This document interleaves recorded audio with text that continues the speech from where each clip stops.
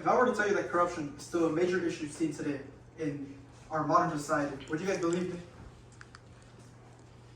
You guys might ask, why is this important to us, and why does it matter what we think? Corruption has always been an issue around the world where it has plagued governments because of bribes or bribery just to gain for themselves.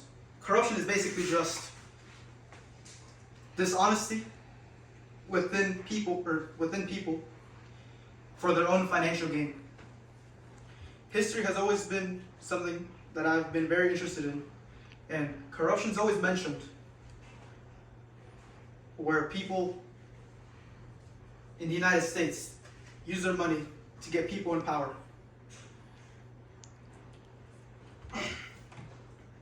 Today, I want you guys to understand what corruption is and why it's important, and if there's any possible solutions to the issue at hand. During the history of the United States, there's been many issues, especially around the 1970s and the 1920s. If you guys take a look at these pictures, on the left side, we have the Watergate building. During President Nixon's time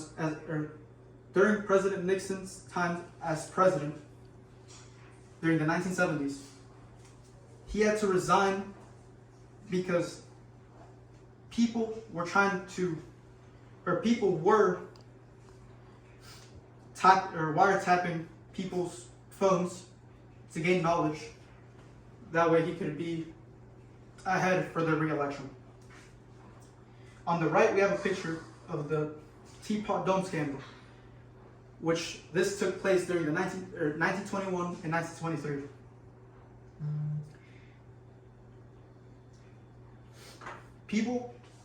During this time,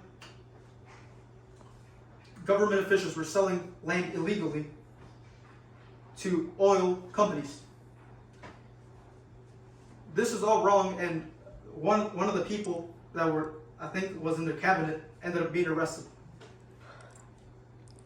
Another one I want to talk about from the 1920s was during the Prohibition era. At this time, alcohol was banned due to the 18th Amendment, and people used to go into speakeasies, which were legal booths where people could drink alcohol illegally. People with a lot of money would pay their way out. That way, police departments and government officials would turn a blind eye, and they won't be affected by the laws, especially from the Prohibition era, banning alcohol. I want you guys to see the next picture, where it shows a picture of, it's like grading all the countries based off of their corruption scale. Countries from North America and Western to Northern Europe, most of those countries, as seen from the picture, don't have a lot of corruption to deal with them, or within their governments. Asia, Africa, and Latin America, on the other hand, are facing a lot of things due to corruption. I want to offer two solutions so that maybe corruption can be held off or maybe lowered down a little bit in Latin America, Asia, and Africa. The two solutions I propose is rebuilding the government or rebuilding the government and tearing the previous one down. Thomas Jefferson said this way back then, during the 18th century, that the duty of the citizens is to take down the government and rebuild a new one that actually follow the people's request. The other solution that I would suggest is strengthening its anti-corruption laws. This moves on to my next point, where countries that could possibly use these solutions come in hand. Singapore is one of the countries that have been thriving in recent years economically.